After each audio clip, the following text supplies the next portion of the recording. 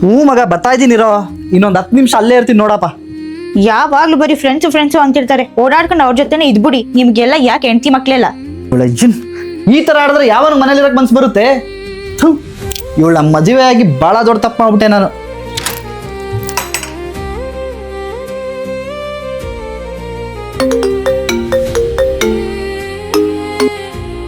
Hello.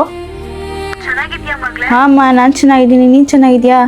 ಇಲ್ಲೆಲ್ಲ ಚೆನ್ನಾಗಿದ್ದೀವಿ. ನಿನ್ನ ಮನೇಲಿ ಚೆನ್ನಾಗಿ ನೋಡ್ಕೊತಿದಾರಾ? ಹ್ಞೂ ಅಮ್ಮ, ನನ್ನ ತುಂಬಾ ಚೆನ್ನಾಗಿ ನೋಡ್ಕೊತಿದಾರಮ್ಮ. ಅಲ್ಲಿಗಿಂತ ಇಲ್ಲಿ ತುಂಬಾ ಚೆನ್ನಾಗಿದ್ದೀನಮ್ಮ ನಾನು.